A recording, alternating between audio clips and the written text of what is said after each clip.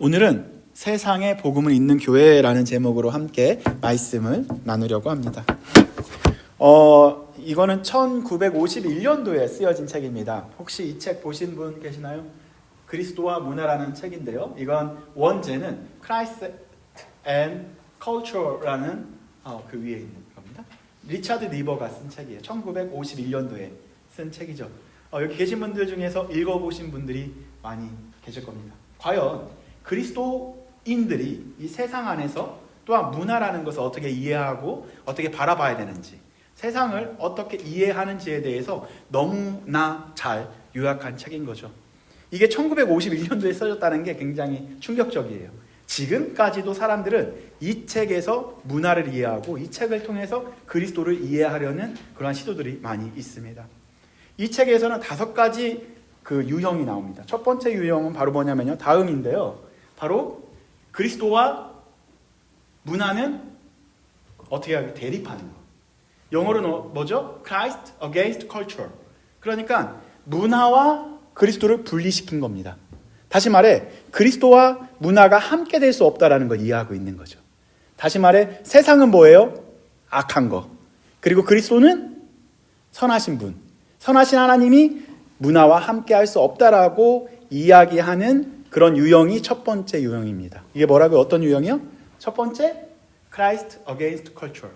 그러니까 그리스도와 문화가 하나가 될 수 없다. 대립적, 대항하고 있다.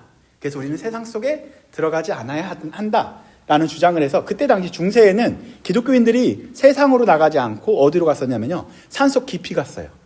산속 깊이 올라가서 하나님의 말씀을 묵상하는 데만 집중했었습니다. 이게 세상을 바라보는 관점 중에 하나였었는데, 세상은 뭐라고요? 악한 것이다. 그리고 그리스도는 선하신 분이다. 그래서 세상에 그리스도와가 함께 될 수가 없다라고 주장하는 것이 첫 번째 유형이었습니다. 두 번째 유형을 볼까요? 이건 리차드 리버가 이야기한 두 번째는 바로 뭐냐면요, 아까 그리스도와 문화를 이분법적으로 나누다 보니까 어떻게 돼요? 세상은 더욱더 악해지겠죠. 왜요? 그리스도인들이 세상 속에 들어가지 않았기 때문에 세상은 더욱더 더 빠르게 악해지기 시작을 합니다. 그래서 이젠 우리가 세상에서 그리스도인으로 살아내보자 해서 문화 속으로 직접 깊이 들어갑니다. 세상에 뛰어 들어간 거죠. 그래서 어떠한 주장들이 있었냐면, 두 번째, 바로 Christ of Culture예요. 그러니까 다시 말해 그리스도는 문화이다. 다시 말해 하나님께서 만든 피조물인 그 문화는 선한 거다. 악하게 볼 필요가 없다. 그래서 그 문화를 선하게 보는 그런 유형들이 있는 거예요. 그래서 그 문화를 우리가 잘 수용해야 되고 잘 허용해야 되고 문화를 잘 받아들여야 된다라고 이야기를 하기 시작을 했었습니다. 그런데 이렇게 되다 보니까 어떠한 문제점이 생길까요? 어떠한 기준점이 무너져 버리니까 하나를 허용하고 또 하나를 허용하고 또 하나를 허용하다 보니까 그리스도와 문화가 동격화가 돼버린 거예요. 그래서 이거를 좀 주장했었던 사람들이 3대 대통령, 미국의 3대 대통령이 누구죠? 제퍼슨도 약간 이런 그 주장에 들어가 있습니다. 그래서 그리스도와 문화를 구분하지 않고 같이 동격화시킨 것이 그리스도의 문화, 그러니까 Christ of Culture가 두 번째 유형이었었던 거죠. 이것은 그 예수 그리스도를 굉장히 도덕적 예수로만 생각했었던 거예요. 윤리적인 예수로만 이야기했었던 그런 것 중에 하나가 Christ of Culture입니다. 그래서 이거랑 또 다르게 이런 문제들이 있다 보니까 어떠한 시도들이 있었냐면, 아까는 그 그리스도와 문화를 이렇게 나눴다면 이번에는 이렇게 바꿔버린 거예요. 그리스도가 위에 가야 되고 문화는 밑으로 둔 거죠. 그게 세 번째 유형입니다. 한번 볼까요? 그래서 Christ above culture예요. 그러니까 그리스도는 어디 위에 있어야 된다? 세상 위에 있어야 된다. 그리고 문화 위에 있어야 된다. 그래서 세상을 누가 통치해야 되는 거예요? 쉽게 말해서 예수 그리스도가 통치해야 되는 거예요. 그런데 이것도 어느 정도 일리가 있는 것 같은데, 그리스도는 선한 거, 그리고 세상은 악한 거, 이거 어디서 본 거죠? 중세시대 이전에 굉장히 철학자들이 이런 것을 두 왕국이라고 해서 주장했었습니다. 그래서 그 하나님의 나라는 선한 거, 그리고 세상은 악한 거. 그러다 보니까 그리스도의 문화가, 그리스도가 세상을 통치해야 된다. 그래서 위에서 아래를 보려는 그러한 시도들이 있었다라는 거죠. 이것도 완벽하지 않은 문화와 그리스도를 이해하는 유형이었습니다. 그렇다면 우리는 문화를 어떻게 이해해야 되고 세상을 어떻게 이해해야 되며 그리스도를 어떻게 이해해야 할까요? 그래서 조금 더 발전된 것 중에 하나가 그리스도와 문화가 긴장 가운데 있다 해서 약간 조금 모아놔요. 모아놓은 도식이 이런 도식입니다. 그리스도와 문화가 어떻게 된 거예요? 어느 정도 가까이 가긴 갔었어요. 이러한 긴장감으로 세상은 어차피 악하니까 놔두자.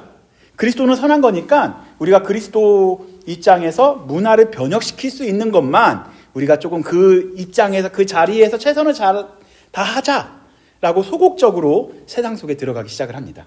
이게 네 번째 유형인 거예요. 그래서 세상에 들어가는데 천천히 들어가는 거죠. 확 들어가는 것이 아니고 조금 내가 할 수 있는 영역까지만 들어가는 거예요. 이게 네 번째 유형인 거죠. 여러분들은 어떠한 유형이 맞다고 생각을 하십니까? 되게 충격적이죠. 이게 몇 년도에 쓰여진 책이라고요? 1951년도에 예일대학교 교수였었던 리차드 니버가 쓴 유형인 거예요. 그래서 마지막 걸 소개를 하고 그의 책은 마무리가 됩니다. 그건 다섯 번째는 뭘까요? 다섯 번째? 따라해볼까요? Christ? 따라해 주셔야 돼요. 영어 더 잘하십니까? Christ? 뭐예요? The Transformer of Culture. 그러니까 문화를 안에 센터 안에 그리스도가 들어가서 그 문화를 어떻게 하세요? 변혁시키자. 그 센터 안에 들어가서 문화를 변혁시켜야 된다. 그러니까 기독교인들이 더 세상 속으로 깊이 들어가야 된다라는 주장이 다섯 번째 유형이 된 거예요. 그래서 그때부터 지금까지 계속해서 이거를 발전시킨 것이 미셔널 철치. 세상 속에 들어가서 우리가 변화시키자, 변혁시키자. 그거를 지금까지 주장해왔었던 거죠. 그런데 리차드 니버는 이 다섯 가지 유형 중에 뭐가 진리와 가깝다라고 이야기한 적은 없어요. 이 다섯 가지 유형이 다 장점이 있지만 단점도 있다라는 거죠. 그럼에도 불구하고 그렇다면 우리가 세상을 어떻게 이해해야 하며 그리스도를 어떻게 이해해야 되고 그리고 그리스도인을 어떻게 이해하는 것이 맞는지를 우리가 한번 말씀을 통해서 보면 좋겠습니다. 그래서 예수님께서 그때 당시 세상을 어떻게 보았는지를 오늘 발견하는 걸로 설교는 끝이 날 겁니다. 그래서 예수님께서 오늘 본문이 바로 예수님께서 세상을 본 관점을 가장 가까이에서 볼 수 있는 본문입니다.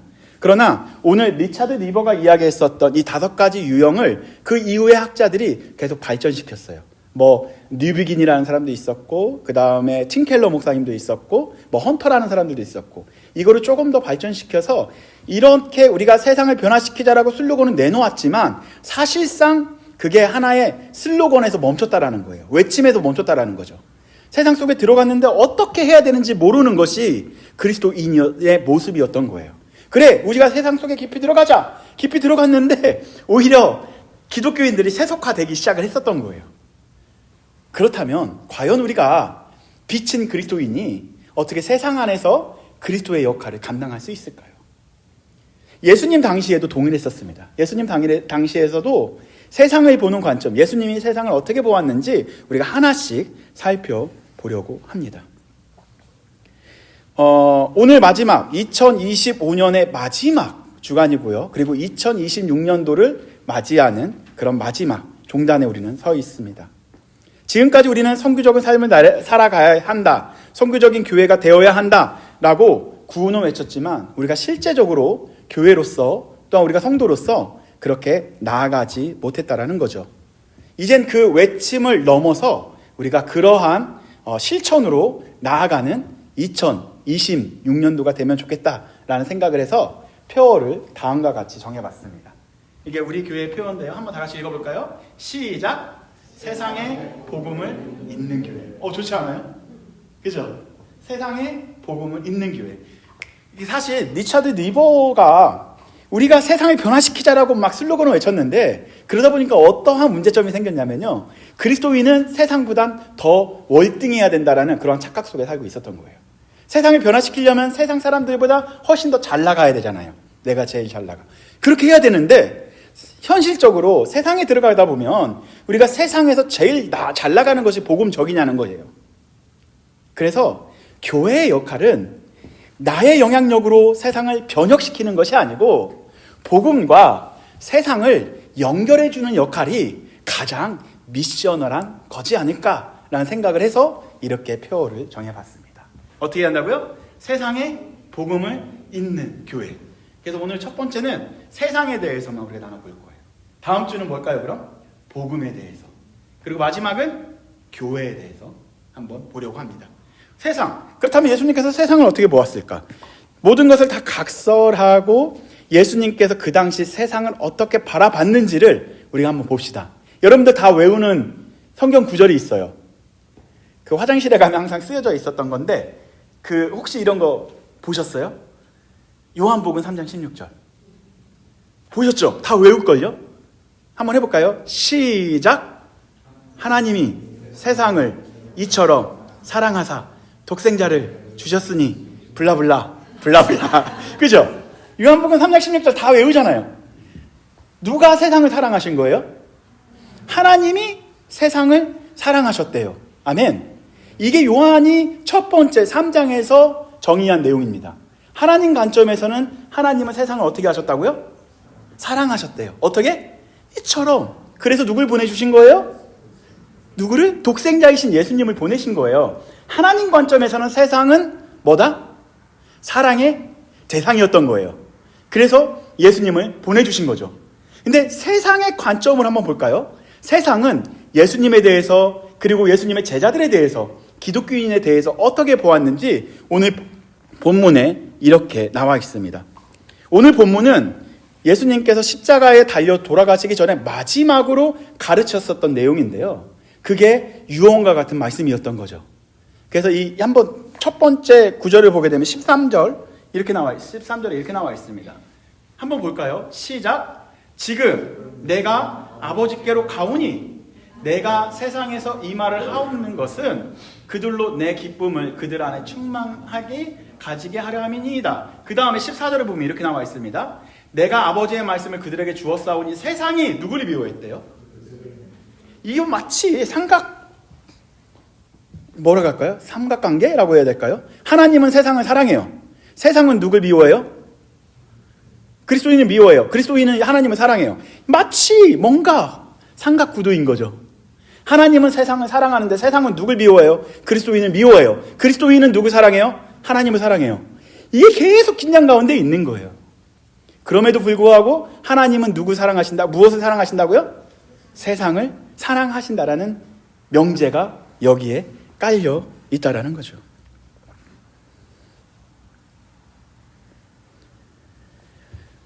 그런데 14절 잘 보게 되면요. 뒤가 잘 나와 있습니다. 세상이 그들을 미워하여 싸우니 그런데 세상을 사랑하지만 예수님은 세상에 대해서 어떻게 정의 내리셨는지 뒤가 나와 있습니다. 세상을 사랑하시지만 하나님이신 예수님은 어때요? 세상에 속하지 아니하였다. 뭐라고요? 하나님은 세상을 사랑하셔서 예수님을 보내셨어요. 근데 그 예수님은 세상에 속했다 안 했다? 속하지 아니하였다. 그죠? 그리고 마지막으로 이렇게 이야기해요. 뭐라고 이야기하냐면요. 예수님도 세상에 속하지 아니하였으니까 너희들도 세상에 속하지 말아라. 정리가 됐죠. 우리가 세상을 바라보는 관점이 이런 관점으로 정립이 한 번 정도 돼야 됩니다. 하나님은 세상을 사랑하신다? 미워하신다? 사랑하신다. 세상은 우리를 사랑한다? 미워한다? 미워한다. 그죠? 그러나 하나님은 사랑하셨기 때문에 그러면 우리가 세상에서 어떻게 해야 되나? 첫 번째 조건은 뭐냐면 세상에 속하지 말아야 한다. 그것이 예수님이 세상에 대한 태도였었던 거예요. 관점이었던 거죠. 우리는 세상이라는 곳에 살아가고 있어요. 세상에 살아가야 합니다. 세상으로 가야 해요. 하지만 우리의 제일 중요한 것은 예수님도 세상에 속하지 아니하였던 것처럼 우리도 세상에 속해서는 안 된다라는 거죠. 그리고 그 제자들에게도 너희들도 세상에 속하지 말아라 라고 말씀하십니다. 이제 조금 정리가 됐습니다. 그렇다면 여기서 그들은 바로 예수님의 제자들을 이야기하는 거고요. 지금 이 시대를 살아가고 있는 우리들을 이야기하고 있는 거죠. 하나님 아버지의 말씀을 받은 사람들, 그리고 예수 그리스도께 속한 사람들, 그리고 세상에 속하지 않은 사람들을 바로 그들이라고 이야기하는 거예요. 그렇다면 세상에 살지만 세상에 속하지 않는 삶은 무엇일지 그것만 정의내리면 되겠죠? 다시 말씀드리겠습니다. 세상에 살지만 세상에 속하지 아니하였다. 이건 과연 무엇을 말하고 있는지에 대해서 마지막으로 보고 우리가 기도하는 시간을 갖도록 하겠습니다. 15절의 말씀은 예수님께서 깊이 그 기도를 조금 더 디테일하게 말씀하시는데요. 15절에 이렇게 나와 있습니다. 다 같이 한번 읽어보도록 하겠습니다. 시작. 내가 비옵는 것은 그들을 세상에서 데려가시기를 위함이 아니요 다만 악에서 빠지지 않게 보존하시기를 위함이라. 그들은 누구라고요? 예수님의 제자들을 이야기하고 있습니다. 예수님도 세상에 속하지 않았지만 지금 이 제자들을 세상에 데려간 이유, 세상을 어떻게 하시기 위하여 그들을 보존하시고 또한 그들을 어떻게 하기 위하여 악에 빠지지 않게 하시는 게 예수님의 목적인 거예요. 다시 말해 예수님께서 세상에 오신 이유는 하나인 거예요. 뭘까요? 세상을 사랑하셔서? 그것도 맞겠죠. 그러나 그 내면 깊이 의미를 잘 파악하게 되면 사실은 세상 안에 살아가고 있는 바로 여러분들을 사랑하셔서 세상으로 들어오신 거예요. 아멘? 이게 핵심인 거예요. 예수님께서는 하나님은 세상을 사랑하셨지만 세상에 속하지 아니하였다라는 것은 세상 속에 살아가고 있는 하나님의 백성을 하나님의 자녀로 삼으시기 위해서 예수님이 오셨다라는 거죠. 이걸 두 글자로 뭐라고 하냐면요, 복음이라고 하는 거예요. 아멘. 그렇다면 우리가 세상을 보는 관점, 여전히 세상은 악하다 아니면 선하다? 여전히 악하다. 악한 것이 있다. 존재한다. 그죠? 그러나 세상 속에는 누가 있다? 여전히 하나님이 사랑하시는 하나님의 자녀들, 하나님의 백성들이 있다. 그래서 우리가 가야 되는 이유는 한 가지인 거죠. 뭐예요? 하나님의 백성들을 만나러. 아멘. 이것이 정리가 되면 끝입니다. 설교 끝. 그러나 조금만 더 보고 마치도록 하겠습니다. 그래서 예수님께서 뭐라고 말씀하셨냐면 이 세상 가운데 악에 빠지지 않도록 지켜달라고 예수님마저 기도하셨습니다. 여러분들 지금 따님을 미국에 보내놓고 더 많이 하게 된 건 뭘까요? 기도죠. 직접 이렇게 자녀를 손으로 다 해주지 못하기 때문에 부모된 입장에서는 더 많이 기도밖에 할 수 없기 때문에 더 많은 기도를 하나님 앞에 하게 될 것입니다. 예수님께서도 이제 마지막 유언과 같은 말씀을 하시면서 제자들을 두고 승천하셔야 하기 때문에 이렇게 마지막 심정으로 기도합니다. 하나님, 이들 보호해달라고, 제자들 주님께서 거룩하게 해달라고, 붙잡아달라고 이렇게 기도하며 마지막 사역을 마치신다라는 거죠. 예수님께서는 이렇게 정리하시죠. 내가 세상에 속하지 아니한 같이 제자들도 하나님의 백성들도 세상에 속하지 말아야 한다라고 말씀하십니다. 세상을 사랑하시되 세상에 속하지 않는 그런 예수님의 모습을 우리가 따라가야 합니다. 아멘. 여러분들 살아가고 있는 학교가, 여러분들 살아가고 있는 사회가, 여러분들 살아가고 있는 일터가 완벽하지 않을 겁니다. 그럼에도 그 세상을 향해 우리는 한 걸음씩 나아가야겠죠. 왜요? 예수님의 사랑을 그 세상에 연결해 주기 위하여. 누굴 통하여? 하나님의 자녀인 여러분들을 통하여 세상과 복음을 연결하게 됩니다. 우리가 이곳에 온 이유, 필리 뉴라이프 선교교회가 여기 세워진 이유는 한 가지인 거예요. 세상과 복음을 연결해 주려고. 아멘? 여러분들이 교회입니다. 여러분들이 이곳에 오신 이유, 여러분들의 일터로 보냄을 받은 이유는 한 가지인 거예요. 뭐예요? 세상과 학교와 복음을 있게 하기 위하여 여러분들을 글로 보내셨다라는 거죠. 결론으로 들어가면 좋겠습니다. 예수님께서 이 세상에 오신 것을 조금 구체화시켜서 좀 더 냉철하게 우리가 분석해 보게 되면 너무나 큰 손실이었고 손해였습니다. 어떤 손해가 있었을까요? 시간적인 손해가 있었고요. 경제적인 손해도 있었을 것이고요. 육체적인 손해, 관계적인 손해, 그리고 결국 죽음이라는 손해를 예수님이 맛보셨다라는 거죠. 그럼에도 불구하고 예수님께서 얻은 것은 딱 한 가지밖에 없어요. 이 모든 손해를 다 보셨음에도 불구하고 얻은 것 딱 하나. 모든 손해, 아픔, 고통, 심지어 죽음까지도 계산하지 않으시고 이 땅에 오셨는데요. 왜 이렇게 오셨을까요? 이 세상에 오시면 손해라는 것을 이미 아셨을 예수님이신데요. 그 손해를 감수하면서까지도 예수님께서는 이 하나를 얻고자 이 땅에 오신 거죠.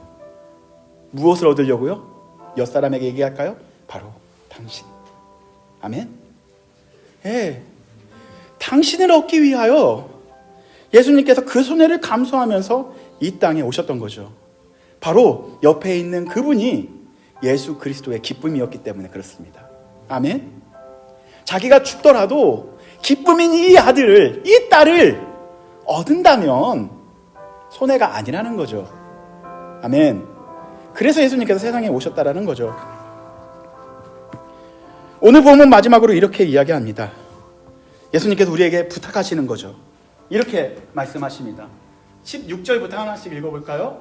내가 세상에 속하지 아니한 같이 그들도, 우리들이 이야기하는 거겠죠. 세상에 속하지 아니하여 싸웠나이다. 17절 보도록 하겠습니다. 그들을 어떻게 하래요? 첫 번째, 진리로 거룩하게 하옵소서. 아버지의 말씀은 진리이다. 맨 마지막은 다 같이 읽어야 됩니다. 어떻게 끝이 납니까? 시작. 아버지께서 나를 세상에 보내신 것 같이 나도 그들을 세상에 보내었고. 아멘. 아버지께서 예수 그리스도를 보내셨어요. 왜? 그 세상을 거룩하게 하시기 위하여. 아멘. 여러분들이 세상을 왜 보내셨을까요? 그 악한 세상을 거룩하게 하기 위하여. 그러나 우리는 발견하잖아요. 내가 거룩하지 않기 때문에 세상에 가면 매번 넘어지는 내 자신을 발견합니다. 그래서 세상 속에 깊이 들어가서 여러분들에게 트랜스폼을 하라고 얘기하지 않아요. 우리가 해야 되는 것은 딱 한 가지입니다.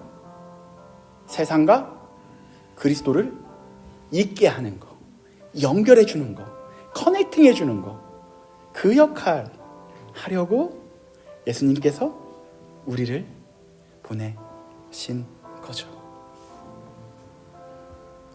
아버지께서 세상에 아들을 보내신 이유는 세상을 사랑하셔서, 요한복음 3장 16절입니다. 그러나 조금 더 깊이 들어가다 보면 세상 안에 살아가고 있는 저와 여러분들을 사랑하셔서 이곳에 오신 거죠. 성부 하나님께서는 아들을 세상에 보내셨습니다. 성자 하나님께서는요, 그 세상으로 들어오셨고요. 성령 하나님께서는 그 세상에서 우리와 함께 하십니다. 제자들을 세상에 왜 보내셨을까요? 바로 여전히 세상 안에서 이렇게 신음하고 아파하고 있는 그 자녀들을 하나님 자녀 삼으시려고, 악해져 가고 있는 세상을 하나님의 나라를 만들려고 예수님을 보내셨고, 지금 2026년도에는 바로 여러분들의 일터로, 여러분들의 학교로, 여러분들의 가정으로 보내십니다. 여러분의 가정에 복음이 연결되어지고, 여러분들의 학교에 복음이 연결되어지고, 여러분들의 일터에 복음이 연결되어지는 2026년도가 되기를 소망해 봅니다.